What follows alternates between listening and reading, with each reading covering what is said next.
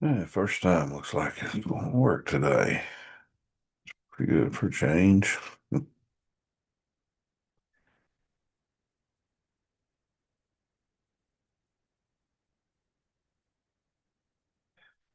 shorts my computer. Some days just doesn't want to cooperate. Rabbi should be joining us shortly. Uh, we should be starting chapter 10 today.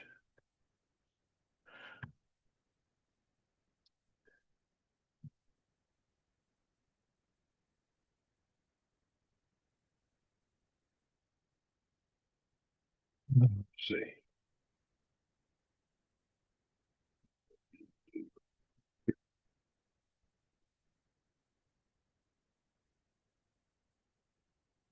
Not a lot of steps to going live on this thing, but there are a few.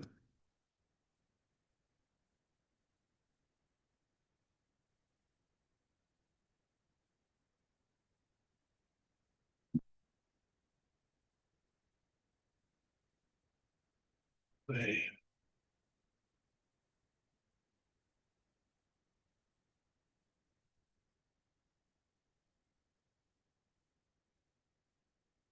chapter 10 is primarily dealing with the laws of the state.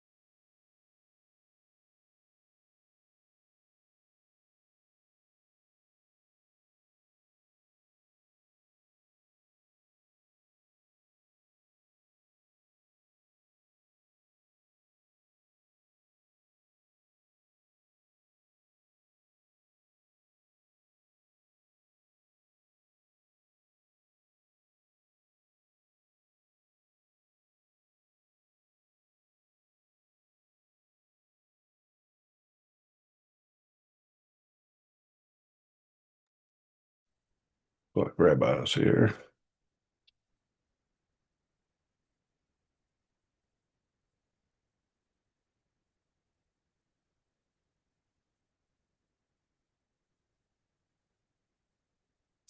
Hello, Frank. Shalom. Hey, Rabbi Shalom. Good to see you.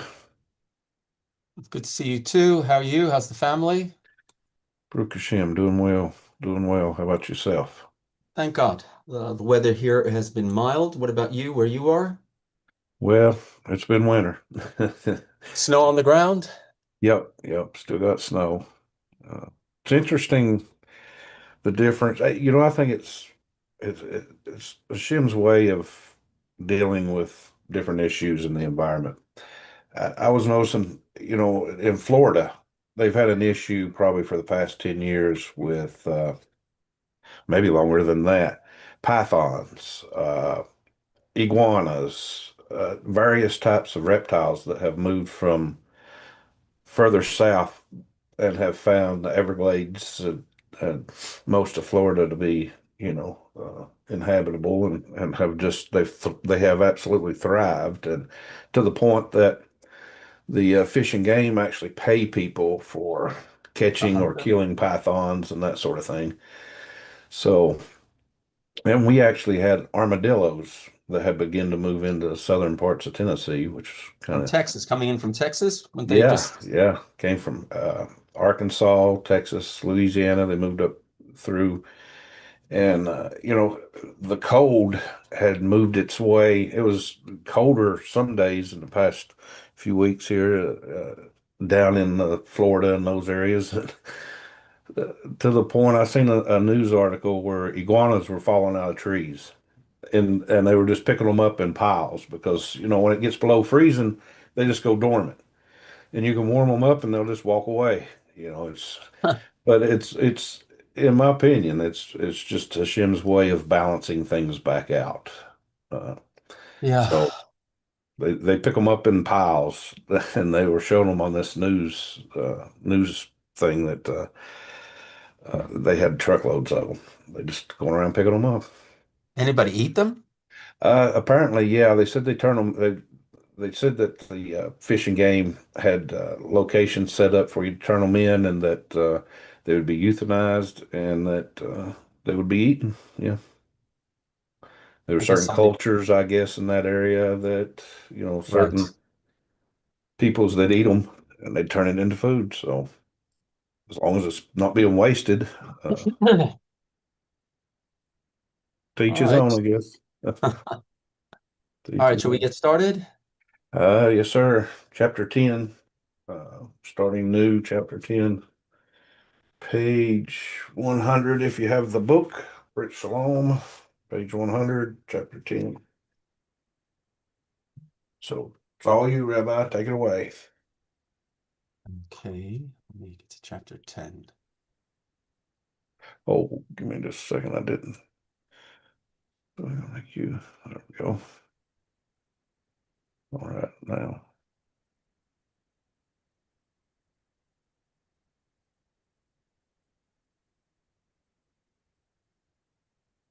I had to make your screen shareable. That was the last thing I forgot.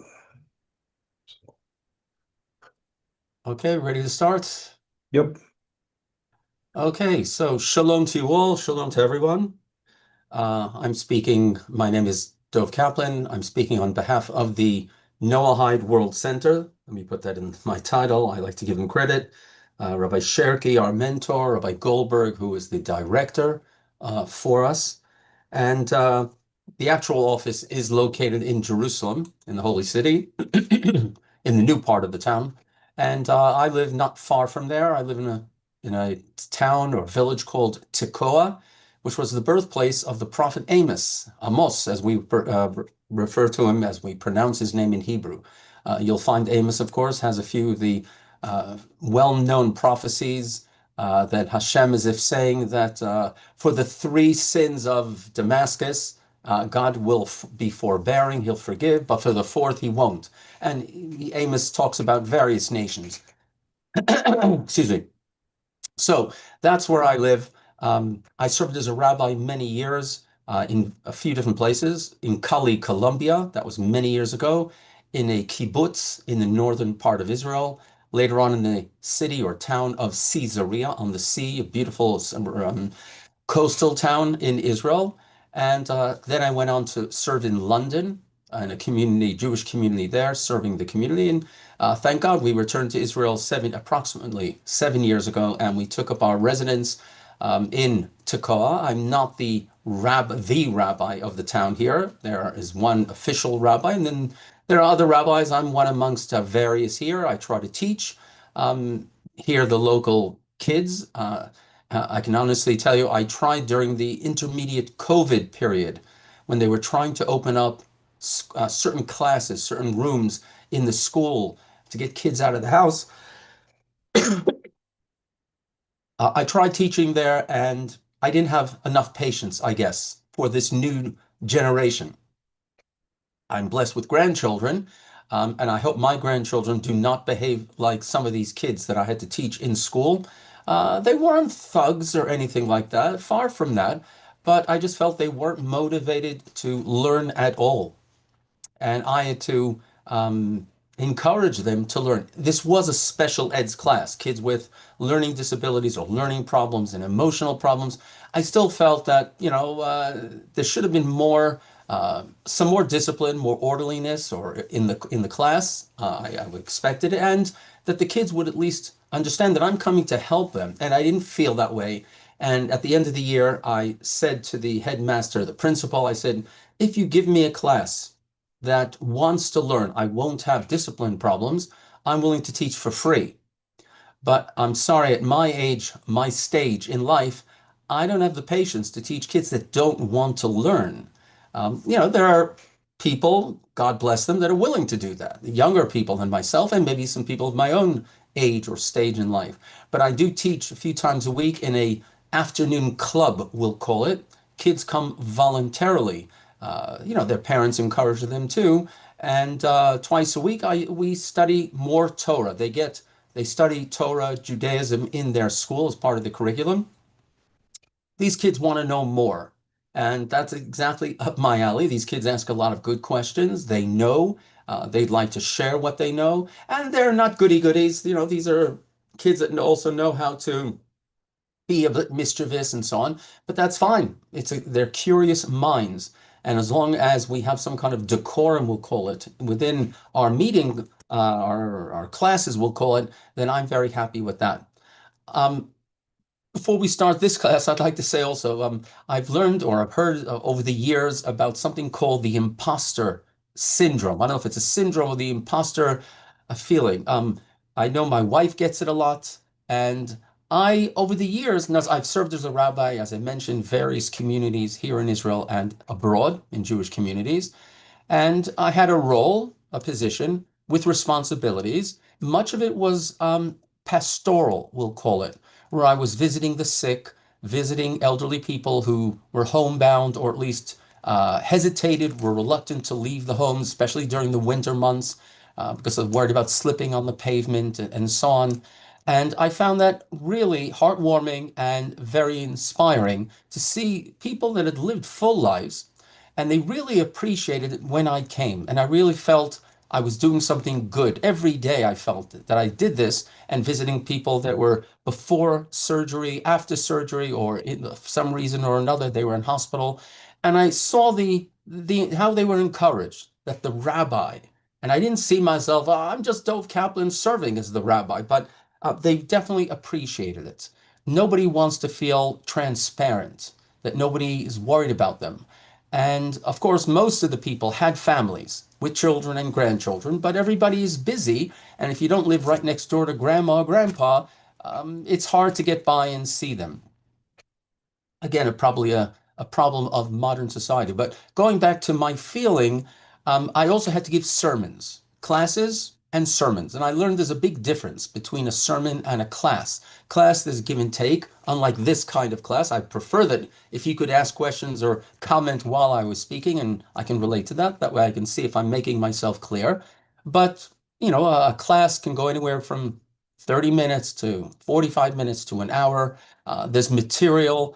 And while a sermon, at least the way I used to do it, was anywhere between 7 to 15 minutes, you had to find almost like a punchline, a theme, a punchline, stay on track. You're standing before, in my case, I was standing before 400 people who are listening to me or not listening to me, and one of the best learning moments that I had was when an older man in the community, somebody who I respected, a talented fellow, and he wasn't too reserved about speaking out during my sermons, which is not usually the customary.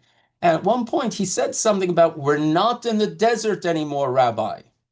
We're not in the desert anymore." And I was trying to think, what is he referring to? I went up to him afterwards. Some people were astonished, aghast, especially his family were very embarrassed that he spoke up, interrupted me like that.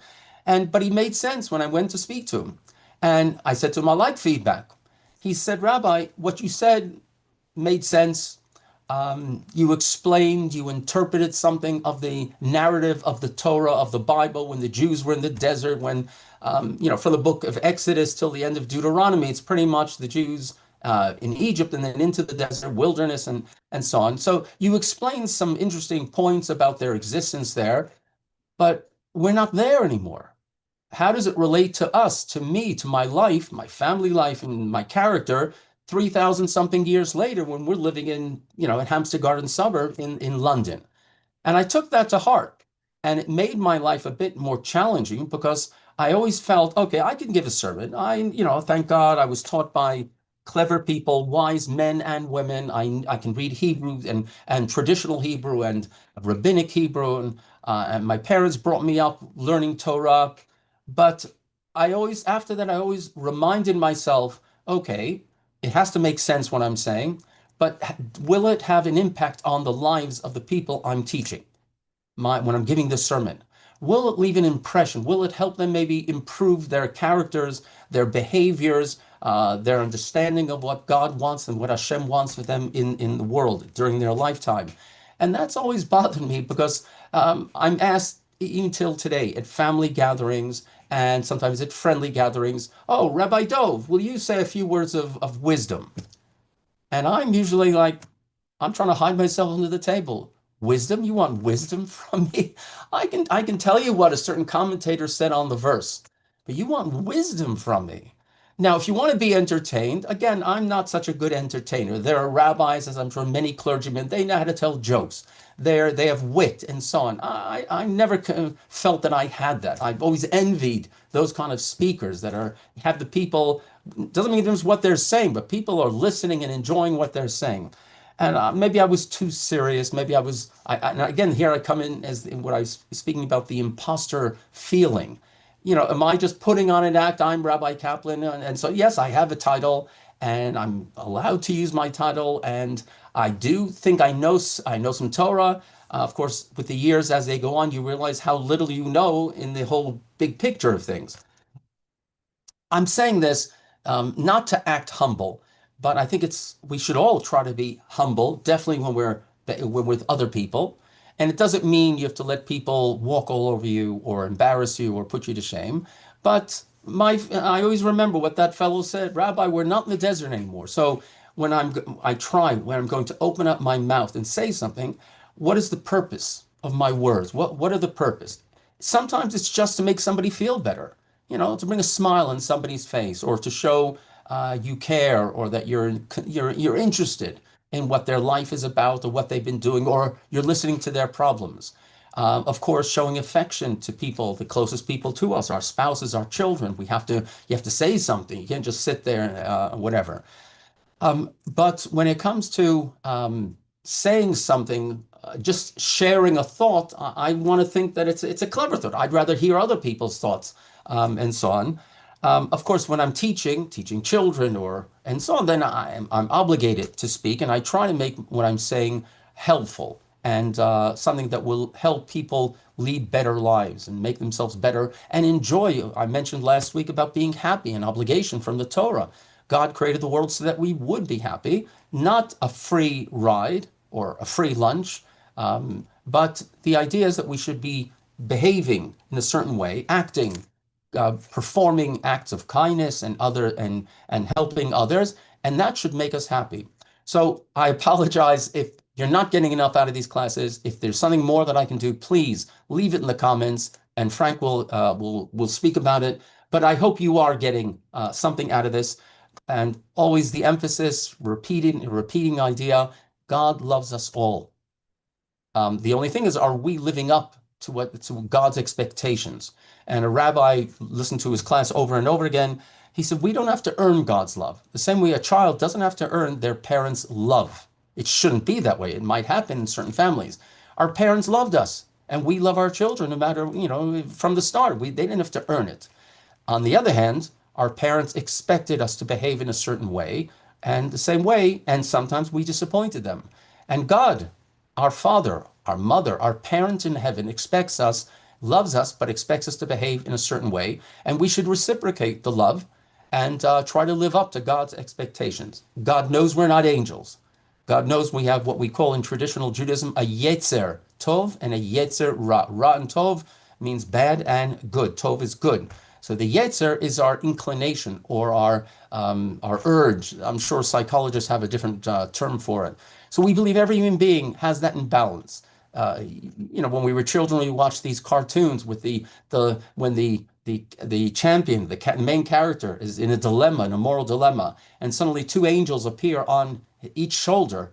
This angel with a harp and the angel with the horns, and the devil, and they're both whispering in the champion's ear, the main character's ear, trying to pull the character into where they want him to go.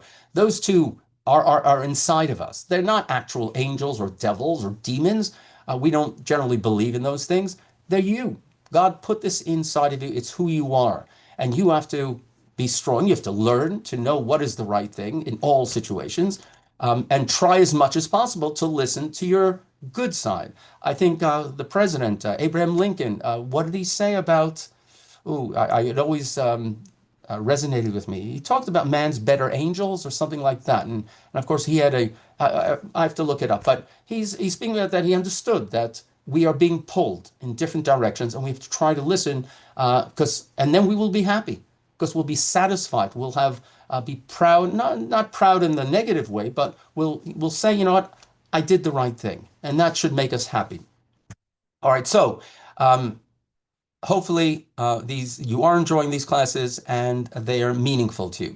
So Frank, our loyal and reliable placekeeper, we are now in the Brit Shalom book, chapter 10, the Brit Shalom, the Covenant of Peace, authored by our mentor, our chief rabbi, if you want, our guide, Rabbi Oury Cherki, who lives in Jerusalem. And so chapter 10 in the book, now we're finished really with the 7 principles of Noahide, but Rabbi Cherki felt that as many as you realized, they're easy, the 7. At face value, seven rules, that's pretty easy, especially when 6 of them are not to do something. So you just have to abstain, refrain from doing the negative deeds, and you fulfilled 6 out of the 7. That's a pretty good ratio on our life scorecards. But most of you intuitively realize it must be much more than that. So if I go to work and insult people, but I didn't murder anybody, I didn't steal from anybody, no, that's not good enough. So Rabbi Cherki did this amazing work called the Brit Shalom that extrapolates, expands. What does it mean when it says you shouldn't murder? Doesn't that also mean you shouldn't offend people? You shouldn't insult people, put them to shame? And if you've been listening to these classes, and if not, Frank has them on his TV, on the channel, on the YouTube channel. You can see them and go back. So we're finished with the 7. Now Rabbi Cherki is continuing with a very important concept, the concept of laws of the state. Now, Judaism has always emphasized the need to be loyal citizens of the country where you live, as long as that country is not an evil country, where the government and the laws of the country are looking to do good things, even if they're not believers. But if they're looking to be honest, just, impartial for all the citizens, well, that's something, and they legislate laws with the power of the people. The people have elected the ruler or the government, and the people, possibly through proxy, through their representatives, these elected representatives have legislated laws, then these laws are obligatory on everybody who lives in that country, because you're living in a society, everybody has agreed that sort of, if you want, sanctifies those laws in the eyes of God. Now, you can change those laws. They may not always be good, and obviously there were evil regimes, Nazi Germany, the Soviet Union, where things were so corrupt or immoral, and but in general, countries that are based on democracy, and nobody's perfect. So the Western democracies, the laws generally should be, they should, we shouldn't disobey laws, definitely if they're felonies and so on. And I think any honest person understands these things. So let's try to start now. Let me try to share it on the screen. So hopefully you can see that and it's legible. Hopefully it's big enough. Laws of the state. The state is obligated to introduce laws and regulations for the betterment of society at large. Now, Frank, can you just tell me the footnote on my version online, 331? Where does he get that from? From Maimonides? Well, What's he has a few things. I was actually looking one of them up, but he has Mishnah Torah that's Ratzek, Maimonides. yeah, Ratzek 2:4. Then I'm going to butcher these names.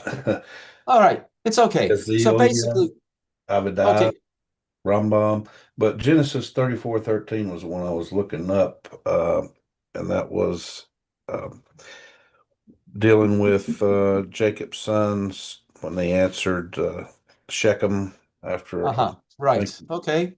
So think, society is obligated, and so the state is obligated. So the state is who? The state is us.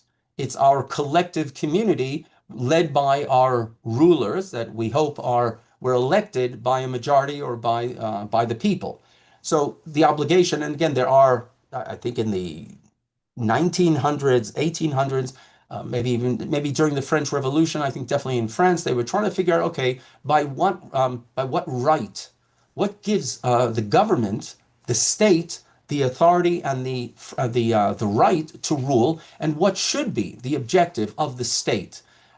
Years ago it would have been to serve maybe the ruler, the king, or to serve the ruling part, the ruling class, the rich people, the wealthy people.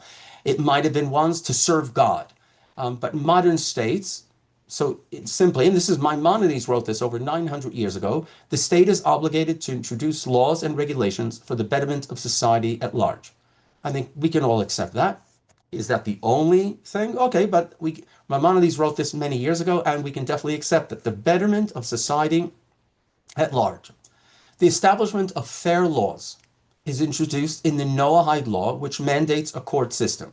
Last class, talked about the seventh of the Noahide principles of establishing courts of justice. So fair laws, now it's somebody has to legislate those laws by which the judges and the judicial system will render decisions in their courts. This is part of the Noahide law. It may not apply to each individual, each one of us, but this is what we're striving for. Rabbi Cherki is putting this in. This is what we're striving for. As you know, when we talk about world peace and all of humanity serving God and Hashem, the one God, in different ways, each one according to their culture, but these should be the principles, the foundations of every society in a Noahide world, we'll call it. Two, it is an obligation to obey laws of the state that do not contradict the seven Noahide laws. So as long as any law of the state that contradicts Noahide laws, we would say, are I wouldn't say evil, but they are mistaken, and then we're not obligated. I'm not saying we should go against the laws of the state, but at least morally, you don't have to if they contradict the seven Noahide laws. But let's think what we're talking about. Let's say the first one is um, let's talk about murder. Okay, so if a country says you're allowed to murder people because they took your property, you're allowed to go and kill them, or because of the color of their skin or their religion. So that contradicts the seven known laws, and you don't have to pay. Now, hypothetically, would a state ever decide that you have to do that? Not in the kind of countries we imagine. Or stealing. If the country said we're allowed, the state to pass laws that you're allowed to steal from others. You have the force, you have enough shotguns or weaponry, you can go. So that's also. Um, so the state might allow things that we're against. Um, let's say, without getting into the debate about abortions, but let's say the state allows abortions. Well, I don't have to obey. What does obey that law? Somebody wants to go and have an abortion. I'm sorry, in most cases, or adultery, things like that. But the state isn't going to, because remember, the six out of the seven are things you're not allowed to do. So the state, in my mind, in my imagination, no state today is going to obligate you to violate any of those six laws: idolatry, hurting animals, murder, robbery, or cursing God, or things like that. So the main thing is we are obligated to keep the laws of our countries, of our states. You can try to change those laws, which, again, in a perfect world, when people, more countries, we have the numbers, are moving, are believe in the Noahide laws and want to keep them, make them the norm, then more of these kind of laws or more laws of our countries will be in sync with the Noahide laws. But pretty much they are. Um, in the United States, you're not allowed to steal legally. You're not allowed to. It's against the law. You're not allowed to commit murder legally. It's against the law, etc. So thank God we are moving towards that. Just we'd like people to understand. Of course, we would like people to believe in the one God and to believe that they should serve that one God, in again, without calling it a religion, but just based on the rationale and the moral imperative. Number three, the government has the authority to impose punishments on those who violate the law. Again, that doesn't go against the Noahide laws.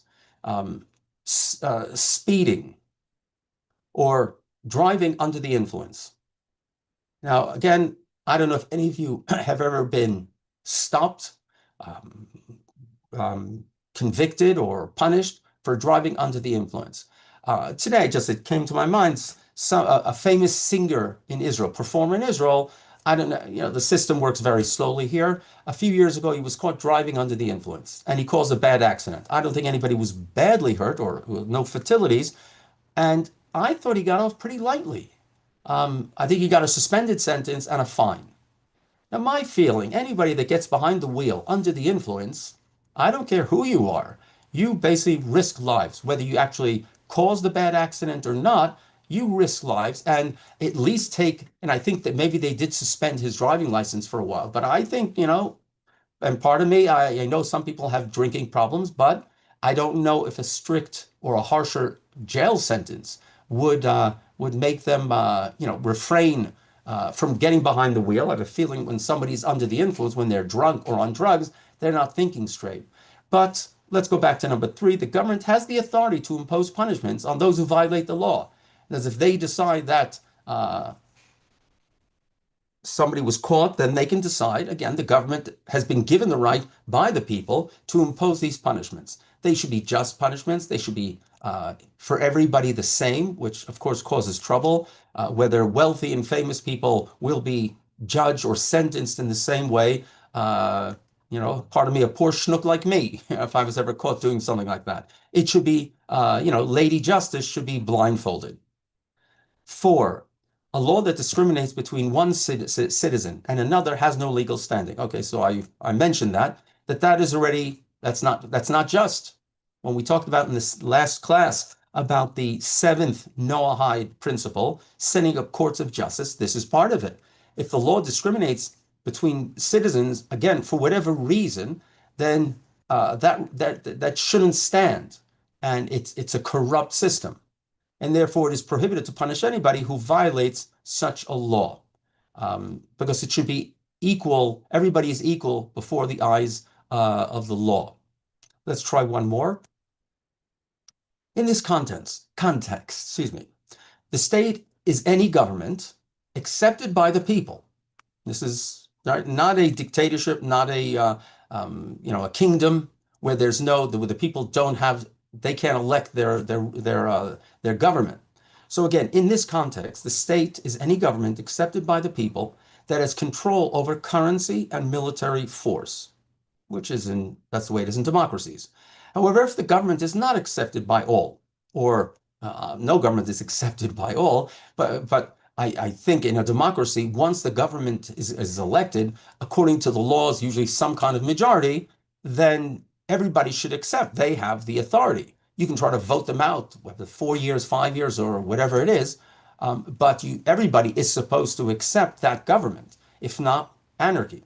So again, however, if the government is not accepted by all and does not issue legitimate currency, its laws are illegitimate and is like a band of robbers that seize control by force, whereupon the public is not obligated to obey its laws. Again, not recommended in any, and he's not saying this about any democracy, any true democracy, a functioning democracy. So we have problems, of course, in, today, people rejecting the rejecting the outcome, the results of elections, saying that this ruler, this president, that prime minister is illegitimate. And we're heading towards anarchy. You don't have to like the president or the prime minister, but if he was elected in a system that, and where you assume and should believe that the system works and that there were fair elections, whether you like the system or not, whether it's the electoral system or the parliamentarian, whatever it is, a system. All right, but that's the way it works. That's the game. If everybody can say, well, I think this government is illegitimate, if they did keep the rule, obviously, if they cheated, as happens in some so-called democracies and maybe third world countries where you get the feeling or one side claims they, and at least by the news and the impression that we get, yeah, it's very possible that they rigged the elections. Well, but that generally doesn't happen in the kind of democracies I think we're talking about. Um, whether the United States, I'd put Canada, France, England, and most Western European countries. So if the government has been elected in the voting system as prescribed by the law, then everybody is supposed to accept their authority, and that's by the Noahide system. Again, then and we assume this will happen, they will legislate laws and enforce laws equally before everybody. Sometimes it happens that it's not because we are dependent, or the system depends on individual judges and specific courts of law that might be corrupt in certain ways. And again, that's something we have to work against. As Churchill said about democracies, what was it again?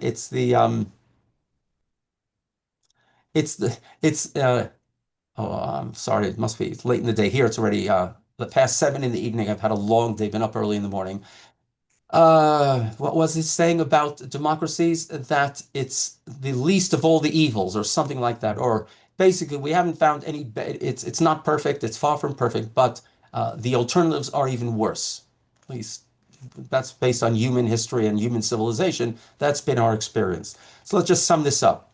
Rabbi Cherki is continuing with the idea of justice, and that the Noahide laws expect, and we are supposed to support a system of justice, which means courts, honest judges, and a system that works, laws that everybody is equal before the law, a government that is elected and supported by the people, supported from the point of view.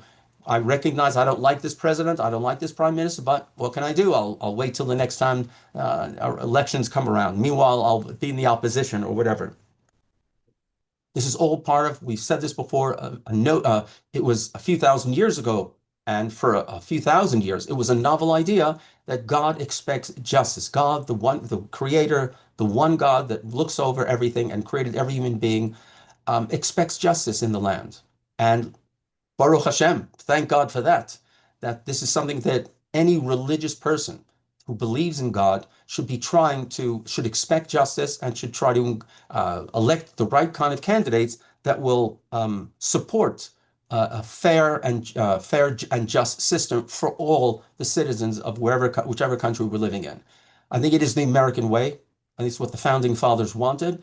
And thank God here in Israel, based on the Torah, even though the state of Israel is not based on the Torah, but it is something we believe in. It's in the Declaration of Independence, it's called the Scroll of Independence, that David Ben-Gurion, together with others, they penned it before the end of the British Mandate. If you know your history, on I think it was May 14th, it was ready, May 14th, 1948.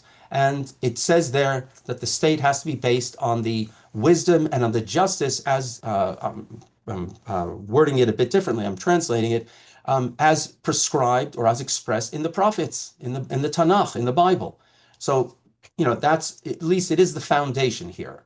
And we're still working things out. We're a young country, young and old, of course. The land is old, the people, we are ancient, but the modern state, we're getting used to, we're still developing, which is why we have problems, as you have some problems in the democracy. But thank Hashem, Baruch Hashem, we're living in democracies that are trying to get it right. So, as always, I'd like to thank Frank for hosting this class. And again, please, I'm looking for comments. I don't want to be an imposter. I want to help, because that's why I'm teaching. I don't want your money. I don't want glory out of this. I feel God obligates me to do this because I was privileged to study Torah, but I'm looking to help people. And I hope that I am helping you put these things into your lives, that you live happy lives, meaningful lives with your families, your communities, and we're moving the whole world closer to the kind of world and civilization that God, this creator, wants to see. So God bless you all. Hopefully you're staying warm and have power, electricity in your homes. And the winter, whenever God decides it's over, will be over. Meanwhile, stay safe. Shalom from Israel. Amen. Thank you, Rabbi. Thank you for your time. Looked up Churchill's quote there. The worst Thank form you. of democracy is the worst form of government, except for all others that have been tried. Right. So, He was a witty. He had wit. He was a yeah. very witty guy. And if you're ever in England, it's worth going to visit his private home. It's somewhere out of London, but they've set it up, and you get more of a feeling of who this man was. Wasn't perfect, made a lot of bad mistakes, but God put him in the right place at the right time and helped save the Western world from the Nazi tyranny. He he kind of summarized the American government fairly accurately, I would say. He said that America could be counted on to do what was right after they had done everything else. Yeah, but So I they thought that was actually pretty good. He has so many good quotes, but I have to say, I spent 7 years in London. My wife is British. They still have a chip on their shoulder. If it wasn't for the good old USA, World War One, World War Two, they know where they would have been. So Yeah. yeah, the great thing about the United States, I think they learn quickly. The U.S. Army, U.S. Armed Forces, they learn quickly. I actually like listening to uh, um, not blogs, on YouTube, the history of World War II. And I'm amazed, the British thought that they knew everything about warfare. And it's true, the Americans were amateurs, so to speak. Of course, they had West Point, and they had some bright minds and some very talented generals and so on. But it took them time until they learned, but they got learning. And once they learned, the Soviets did their part, but they just were a meat machine. They were just throwing soldiers in, and they did it. They also learned. But the United States, I think, because it's the kind of democracy it is, classless, it learns fast. I think society learns fast, and it became the power, the mighty power of the world. Hopefully, doing God's work at post World War II. So God bless America, and uh, and God bless all its citizens, and of course, bring us peace in Israel. Thank you all for listening. Look forward next week. All right. Shalom. Thank you, Rabbi. Thank you for your Thank you, time. Frank, for your help. Thanks, everyone, for joining. See you next week. Take care.